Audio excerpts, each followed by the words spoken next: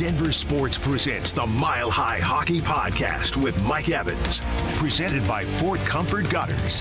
Now here's your host with the latest on the Burgundy and Blue, Mike Evans. Hey everybody, welcome into the Mile High Hockey Podcast, All-Star Break edition, as the Avalanche settling into a nice long break. Good for them. Not so fun for us as hockey fans because we're going to be without hockey for a while. But hey, if it ends up being good for the Avalanche and if they use the break to the best of their advantage, then it's all good. They go into the break feeling really good about themselves, and we should feel pretty good about them as they are first in their division, second in the conference, and in a position to make a real serious run at this and set themselves up for home ice and perhaps even home ice throughout the course of the Western Conference part of the playoffs. The big story is the addition of Zack Parise and what that means for the Avalanche. I think there's a couple of ways of looking at it. One, immediately, he kind of serves as your Tomas Tatar replacement, somebody who comes from a place where he had scored 20 goals and you had a certain expectation, a hope for what Tatar could bring. Didn't work out. They moved on from Tatar. This is a case where they kind of slide Parise into that kind of a role to see what he can add to this hockey team. It also gives you some insurance for Val Nichushkin. Now, the hope is that Val at some point will be back and he'll get right back to playing at the just, behemoth level that he was playing at before he left to go into the player assistance program. So this gives you some security net, if you will, just some depth. And Jared Bednar at the break talked about how when it comes to his hockey team, he feels really good about the depth of his defensemen to the point where it's actually tough to find some minutes for guys that maybe are deserving of getting more minutes. He also feels like the goaltending has settled down. Alexander Georgiev putting together a good stretch of hockey right before the All-Star break. I still think it wouldn't surprise me if the Avalanche were still out on the lookout for a backup goaltender with the idea of addressing that position, maybe upgrading that position for the stretch run, just to make sure that Georgiev isn't getting overworked down the stretch. But he did say, Bednar did acknowledge that up front they're still looking for depth, that they're looking for some more help. With the idea of, as he said, it just seems like as they've gone along throughout the season, just when it feels like they have everybody whole up front, they lose somebody. And so this is just to ensure that they have some depth. A guy like Parise, the thing about Parise, and even though he's been a Minnesota Wild for a long time, I think he's one of those players, am I right, Avalanche fans, that he is somebody that even as an enemy, you were always able to kind of respect a guy like Zack Parise's game. I know I've always respected his game. And Jared Bednar raving about the characteristics, the traits of this guy as a hockey player, that you talk about somebody who's going to fit into the room really easy. A guy like Zack Parise will, with his professionalism, his work ethic, and the kind of reputation he's built over a long, long career.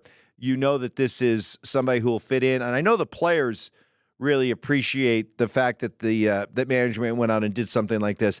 I know from covering the Avalanche teams when they were winning cups back in the late 1990s and into 2000, talking to the players, one thing they always loved was management. Pierre Lacroix would never feel satisfied. He would always be looking to go out and make a move, always looking to strengthen a team, even in areas where he felt or you felt that the team was already pretty strong. There was two ways that he looked at the motivation for doing it. One, just try to make the hockey team better. Secondly, there's something about sending the message to your team that we believe in you and that we go out and make a move to make us better. We believe in you, and here's our way of showing it. And I think also for a hockey team that is going through the long grind of an 82-game season, having somebody new come in like this, somebody who is so well known, so well respected, will only help to really lift the overall disposition, the morale of this hockey team. As far as what Parise can bring, well, we'll see. He hasn't played this year. And so they'll get a chance to see him. He'll skate later on this week. He'll be with the team when they head out on the road. And then it's just a matter of finding out what he's got, what kind of role he can fill. And you hope that there's a lot of upside to tap into. But at the least, you've got some options and you've got some depth. And if Val comes back and is ready to roll and picks up where he left off, it's a good problem to have, trying to find spots and trying to find openings and roles for everybody to fill. And if somebody gets left out, hey, again, that might be a good problem to have. As far as where this team is at the break, I've said this before. I don't look at this team through the lens of racking up points during the course of the regular season or becoming 100, 105, 110 point team during the season. I'm not obsessed with where they finish in the standings. Everything I look at with the Avs is through the prism of, I know, having seen it just a couple of years ago, I have a pretty good idea of what a Stanley Cup winning Avalanche team looks like. I think we all do. And so I look through the prism of what I'm watching right now. Does this feel like it's good enough to win another Stanley Cup? And to be honest with you, I'm not convinced yet. I still see, and it's something that a year ago at this time I was saying the same thing, and I'm saying it a year later. I still see that hole when it comes to the second line center. And it's funny because the Avs' third line is really their second line right now because it's their second best line.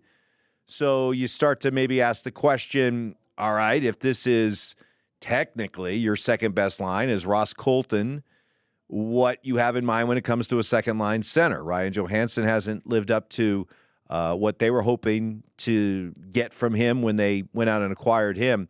So you're still looking at the idea of a second line center. And without Jared Bednar coming out and just saying it specifically, I think he's danced around it for most of the season when he talks about the need for more from his forwards.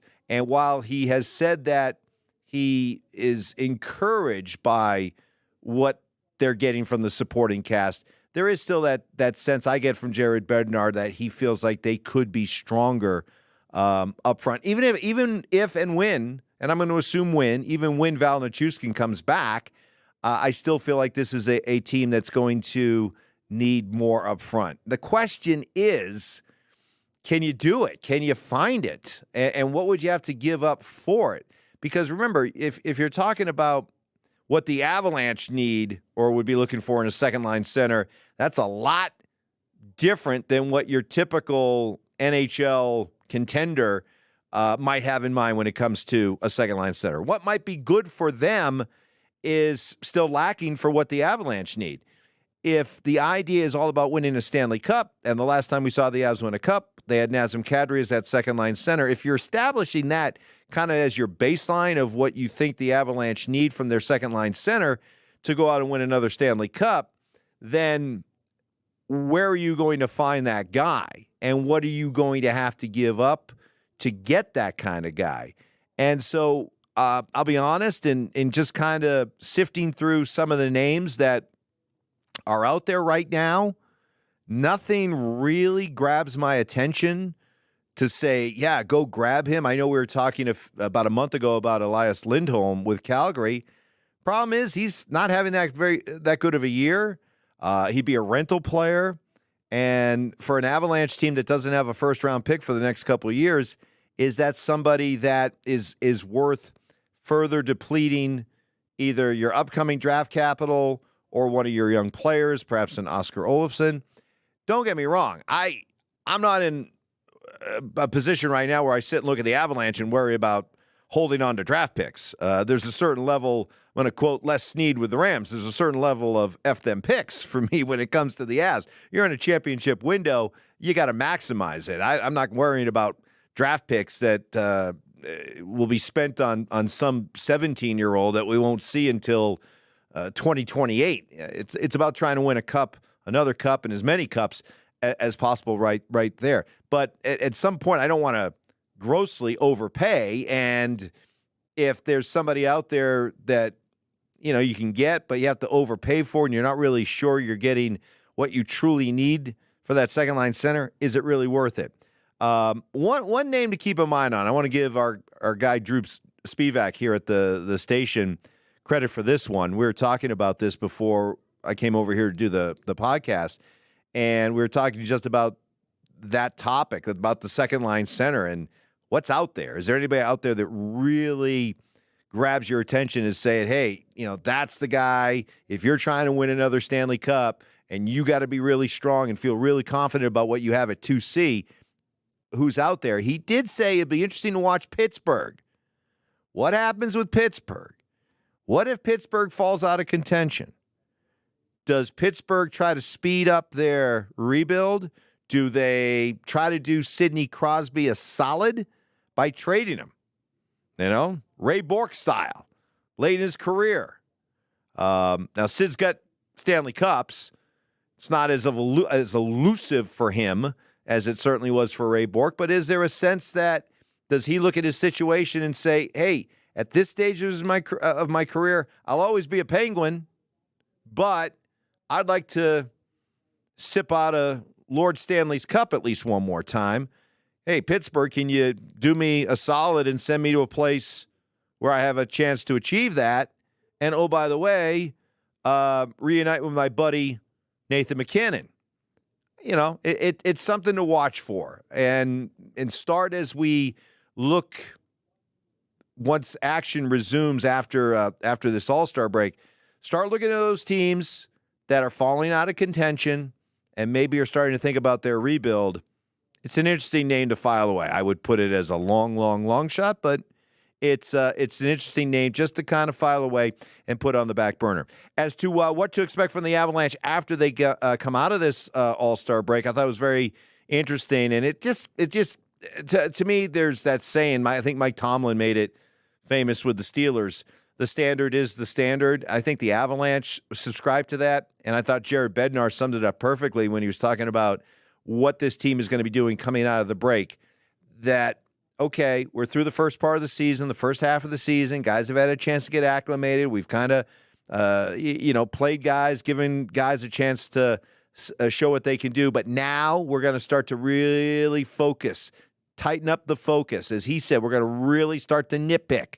We're going to take things that maybe we let slide in the first part of the season, and we're going to start to make a big deal out of them. We're going to really start to screw in tighter on the details. And he said, not only is that important, because when you're trying to win a Stanley Cup, you have to nitpick. You have to try to tighten everything down. He said also, though, we've got a team made up of leaders that are okay with that, and they understand why we're doing that.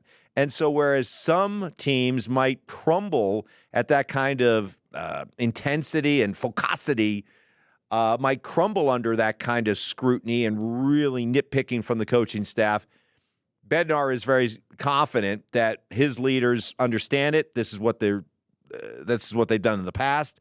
This is what they need to do if they want to win another Stanley Cup, and this is what they want the coaching staff to do so they can go out and try to win another Stanley Cup. So he's got the blessing of his best players. Once you have the buy-in from your best players to coach that way, then it just makes coaching so much easier. So something to look for. Maybe it won't be really evident as we're watching the games, but certainly be listening to what the players and coaches are saying. You might hear a different kind of message coming from them as we move deeper into the season, just as in terms of, what qualifies as a successful game. Yeah, maybe we got the 2 points, but the way we played wasn't good enough, needs to be better. This is where we need to tighten up. You're going to see things get screwed down tighter. Nitpick was the word that Jared Bednar used, and I'm all for it. And I think it's awesome because you can feel confident as a fan that you're rooting for a team that has such high expectations. They're going to be so demanding of their players in a way that a lot of teams simply can't even hope to approach that kind of self-criticism and be able to apply it the right way. Avalanche feel they can. You should feel pretty confident in their ability to do it. Enjoy the hockey break. We'll come back a little bit later on this week. Still got plenty of stuff from the first half of the season to talk about and hand out some awards, some midseason awards to this point, and look forward to the second half of the season, which will be here before you know it. But in the meantime, enjoy the rest of your hockey week. Try to find your hockey fix somewhere. I don't know. Maybe go rent Miracle or something. Watch a good hockey movie. Slapshot. Something to get your hockey fix in. In the meantime, that'll do it for me and the Mile High Hockey Podcast presented by Fort Comfort Gutters. Your comfort, our priority. We'll talk to you later in the week.